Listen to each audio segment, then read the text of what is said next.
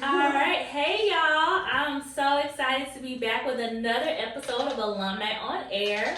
This is an opportunity for our amazing alums to come into the Teach for America Memphis office in the Alumni Impact Room, which is why we say Alumni on Air, and share their story of impact. What they do when they were in the core, specifically they were in the core of Memphis, and then what are they doing in alumni hood? Kind of give us where you were and what are you doing now, and what do you see for the future?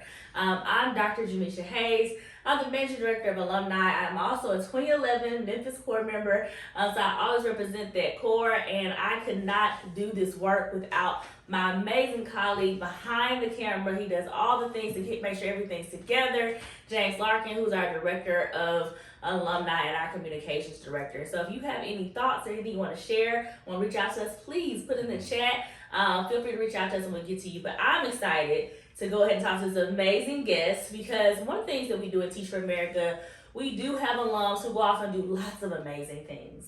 And that's great, and we love it. But I also love we get to hear those stories of people who taught and who are still teaching, because without them, we really wouldn't have the heartbeat of our organization. So I would love to just give us a warm round of applause for our new guest. Okay, so I'll introduce yourself. Who are you? So my name is Isabelle Ciaramitaro, and I was born and raised in Kansas City, Missouri.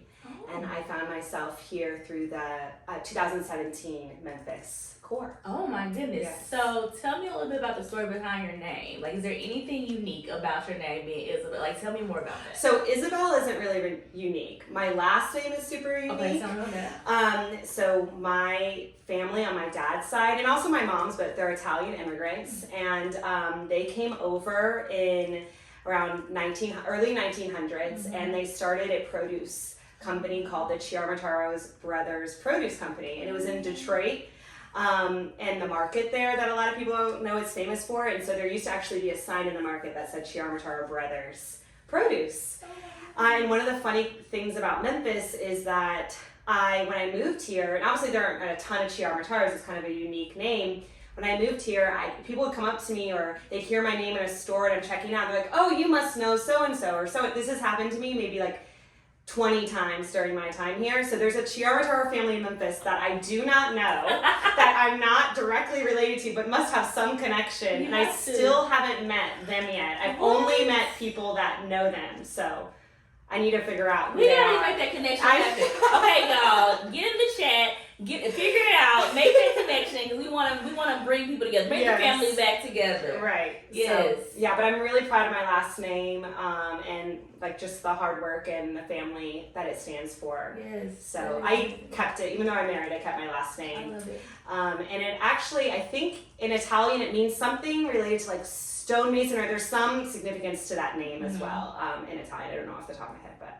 I love it. Yeah. I love it. So 2017. Yes. So tell me about, how did you hear about TFA? What were you doing before you applied? Yeah, so I studied history in college, but I think my relationship with Teach for America goes back to when I was a kid. My mom was really involved in the community in Kansas City. She worked for a very long time at the Kauffman Foundation, and the key work of the Kauffman Foundation was to help fund education initiatives in Kansas City. And one of the initiatives they funded was bringing Teach for America to Kansas City.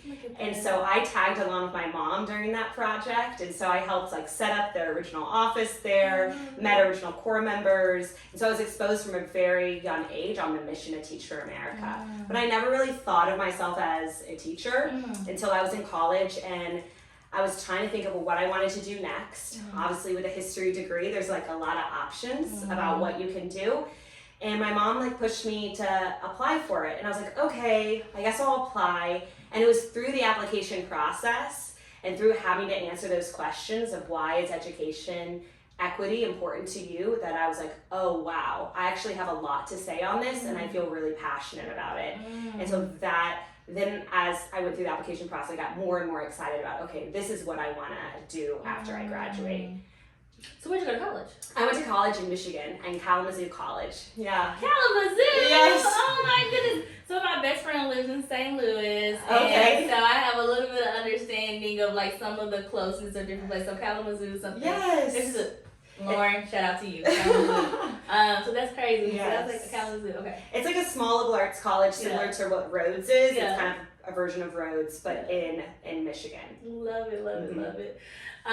So you fell in love at a young age, and then you got to a place where you were like, hey, I actually think as I fill that application out, that I would actually want to do this, and I have a lot to say and a lot of reasons why this fits me. But then how did you get to Memphis then? Why was Memphis on the list? So Skylar Young, shout out to her. She was a 2015 core, if I'm thinking about that right. She was in Teach for America Memphis, and so she was one of the people that I knew. She was a friend from college that had done the core, and so I was, asking her about the experience, and she really liked being in Memphis. So that was one factor that led me here. Another factor is I have family not far away in Jackson, Mississippi. So that was kind of a comforting thing to think about. And lastly, I had never lived in the South before. I'd lived in, Midwest. I'd lived in the North with Michigan. And so I wanted to try a different region of the U.S. And so that kind of what encouraged me to come to Memphis. And the low cost of living, too, was a factor. I was like, this is going to be a place where my teacher salary is going to maybe take me far. And it's like a nice, manageable size for going to a city that you don't really know many people, to go there and like be able to kind of get involved in the community. I knew I could manage that, so it felt very achievable to move there. I did not pay her for that, but I want to really dial in. I hope that marinates.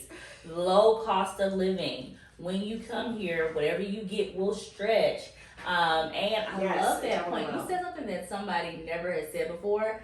It's a great city to come to if you're new to a city. When you can get to know, it's not too big, it's not too overwhelming. I think that was a very, very brilliant point. You can like figure out where to drive to. You don't have like too many complicated factors to figure out. I think the other part, obviously I was a history major, so Memphis is has such a complex, incredible history, and has incredible museums here. The Sun Studio Museum, the Stax Record Museum is amazing. Of course, the Civil Rights Museum is, I think, one of the best museums in the world. It is. So I think that was something that also drew me to this city too. Wow, I get a chance to teach social studies in a city that has played such an important role in our country's history. It felt really special. I love that. That is so amazing. And then you get to continue it. So now it's 2017, you get the offer, it says Memphis, and that's actually unique too, that you got exactly what you wanted. Well, I got to choose it. It was like a weird thing, and I actually could have chosen to go kind of anywhere. And I was like, I think I want to go to Memphis because it was also high need. And I think that's like, if I really wanted to make an impact with what I was doing, and some cities, a lot of people want to go there. But cities like Memphis, like, we have an issue with teacher shortages. We do. So we have a lot of teacher vacancies. And so I knew that I knew I wasn't going to be an amazing teacher my first couple of years, but I knew I'd be better than an empty classroom. And so at least I'd be providing something for the students that they might not otherwise have. So that was also attractive to me. It's like, okay, I can come here and I can at least be something for the students. I'm reliable, every person there every day for them. Exactly. I love that. Oh my gosh. So well researched. I mean, this is what you want. But I think that's important. I think a lot of times when we're in our younger years, and I think it's good to just, go and live and just live by the moment. And I think it's important to really be thoughtful about what you're doing and the impact you could have. And obviously it had a mark because so you did the core in Memphis. So tell me about, so you moved to Memphis from college. What was that like? Exciting. I just remember being really happy, and like my friends and family visited me like, you're glowing, and I was like, yes, like this, it just felt like I was independent. I was starting a new career. I was working too much, but I was having a lot of fun too and making great friendships. So what did you teach? I taught 7th grade social studies for 2 years. I knew you were special. I knew you were amazing. It's the best. It's the best grade. It's the best content. Keep going. The content was amazing, and I learned a lot. So the 7th grade social studies content is like world history, and it's during the medieval era. But it's actually pretty great. I was worried that the content was not going to be inclusive or be really Eurocentric, but you have the opportunity in your course to talk about Japan, the Middle East, ancient West Africa, South America, and that was really exciting for me. So I was excited to dive in. Yeah. I loved it. I love 7th grade, and I love 7th grade social studies. That's, oh my gosh. Okay, so a highlight from your first year experience, something that really holds you and reminds you of that experience and brings you back to that moment. What is it? I think there's two things, one outside the classroom and one inside the classroom, that brings me back to my first year. I think outside the classroom, I made a really amazing friendship in Jessica Zawendijk, who's still also in school. She works at Memphis Rise Academy and is in the admin there, and we're still really close. She was in my wedding, I'll be in her wedding, and we have been like each other's rock and support system through our early 20s and through our teaching experiences. So she's always been someone that I can go to for support. So she is definitely what I think about as our early time getting to know each other, exploring Memphis together. And then I think inside the classroom, I mean, the relationships you have with those students are so unique because it's your first year teaching, and there's kind of nothing like that. Again, it's very raw. It is, but I one of my favorite memories is that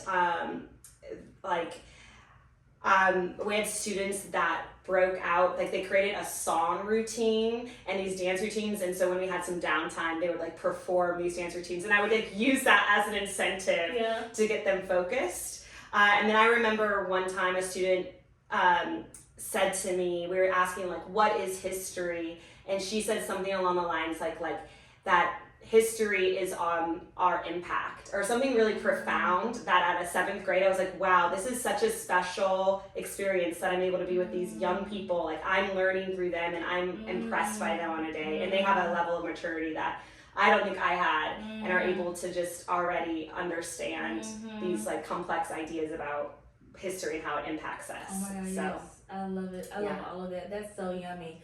I think that's something that is very important, the power of relationships and the give and take in relationships, because I think oftentimes people will have the misconception that I'm going into a classroom and these are empty vessels, or I'm going into a school and it's an empty vessel, or I'm going into a city and it's an empty vessel. And it's like, no, when you join Teach for America, and why I love Teach for America over all the other opportunities that I could have done, is that it reminded me of the idea of like, I'm pouring into them and they are pouring into me. Yes. We're both learning and growing together, and so there's equal opportunity for us to both be better as a result of us being in the same space and trying to solve the same problem, which is providing children and communities with access to excellent education. Yes, and I'm like profoundly a better person than I was when I started, and a lot of it's those kids. They taught me patience, they taught me more about empathy, they taught me about hard work, they taught me about how to really fail and how to like build yourself back up from that. And so I'm very grateful for all of the students that I've taught for that reason. But yeah, seeing them just think about history and like have like those light bulb moments go off. We were talking about Native American history one time, and we were talking about reservations, and the kids were like, wait, is this real? Like, what can we do? We need to go out right now and fix this. So just seeing them get activated by history, and that was my goal being a history teacher. I wanted students to see these patterns of injustices that have happened and understand that they have a way to change that and change our course of history moving forward. And so to see them so quickly grasp that was like inspiring to me. I know, I love that light bulb moment. I love the moment where they activate. I do recall a moment when I was teaching 7th grade. We had this, I forgot what we were doing in our lesson. I think it was about the Declaration of Independence or something. I can't remember what it was. But anywho, we were talking about there was some injustice, and they decided to act and create some type of proclamation or whatever. And so one of the students came afterwards and was like, Ms. Hayes, you know what? I feel the same way about our homework system here. And I said, well, tell me more. And then the student was like, well, I just think the homework system. And so she started a petition. And I mean, my administration hated it. They were like, why would you let this person? And I was like, I think it's brilliant. I think it's great that, the answer, because I think that we also have to be able to stand behind, just like you have to stand behind a law that you create, you have to be able to stand behind and help kids understand the rationale for things. Yes. You can't articulate to a kid why they have homework every night, then I think that's a problem. You know? And I think that like another thing that teaching taught me was how to be humble. Yes. they humble you and you're like, oh wait, yeah, like being able to admit that you're wrong really quickly because you're going to be around a lot and they're going to call you out on it. And think about the idea of that beautiful person who they get to see in that world, in that moment. That is their system. So the system for them is that classroom, is that moment. Right. And so them be able to say, wait, Ms. Hayes, like, this person did this in history and they were able to affect change. I will do that now. And we're still gonna, they still have the history, they still have to do homework and stuff. Right. Because I can't change, I was not able to change the whole school policy, but I was able to allow them to work together, to galvanize, to be able to articulate. And I think they have to, you said something about failure. Kids have to have a safe space to fail, Yes. right? They have to have a safe space so they can learn how to bounce back, to build their resilience, but also how to also then figure out how to do it better next time. Right. Because I think that when you think about the activism work that we're talking about, when you get to this alumni portion of this, it's like, you're going to get told no a lot. When you're talking about building a movement, when you're talking about reimagining what's possible, you're going to get told no a lot because people are not going to believe it. They're going to tell you it can't be possible. And they're going to say things like, this is how it is because that's how it's been.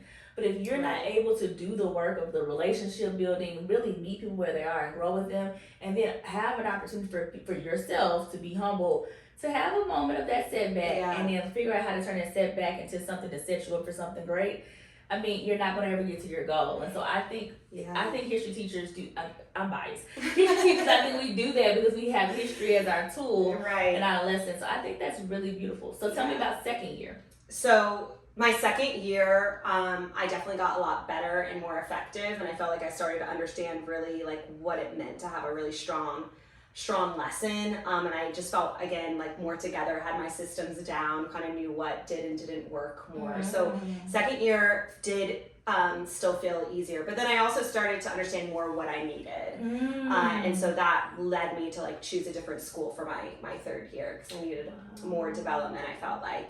But kind of on, and also I feel like my classroom management, continues to get better as the years go on.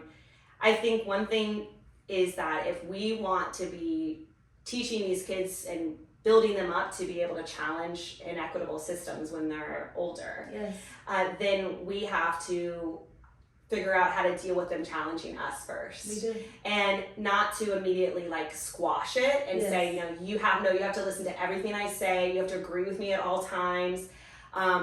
So that is something that I continue to like work on, is figuring out when they disagree with me, when they maybe have a different opinion, how can I respond it in a way that encourages them to have their own minds, right? And to think independently and not be afraid to share their opinions, but still be able to do it in a way that's going to allow us to have a good, positive, like working relationship. So, so I think I just continued to reflect about what I could do to improve my practice in my classroom and improve my practice with my students as well, and building relationships with them that were effective and equitable. But I think one thing that sticks out instructionally is that I went to a PD session through Teach for America. One of the, what are they called? The Saturdays? I forgot. Summits, yes. So I went to a Saturday summit, and and teaching is so overwhelming those first couple of years, and you're like trying out, okay, does this work? No, it didn't work. And I went to a session on vocabulary, and I was taught the Freyer model of vocabulary and how to kind of incorporate students drawing images to help them, or synonyms. And I was able to pretty immediately bring that in my classroom, and it like truly caused my scores to go up so much. And that was the beginning of my kind of journey in figuring out, how to teach vocabulary effectively and how that can have a transformative effect on students' ability to understand the content that's in the classroom. So that was kind of the journey of that. My second year, I really remember that as being important. I think that is such a beautiful point about this idea of you're trying a lot of things when you are in education, when you're a student, when you are teaching, and having to figure out what works, but then getting that that bright bulb moment that then leads and like really propels you to the next stage. So I want you to take a moment to think about that for yourself. When was the last time that you struggled? You had a moment of setback, a moment of, hey, things are not going well, but eventually through some type of resource or reflection or a friend or something, you were able to gather what you needed to get you out of that rut and then propel you to that next stage. Go ahead and share that in the comments below. Let us know. We want to hear your story. How were you at some point set down, like set back, and then what you do to set yourself up for something better, to be more successful. We'll come back and talk about how we got from that point of second year into alumnihood. All right.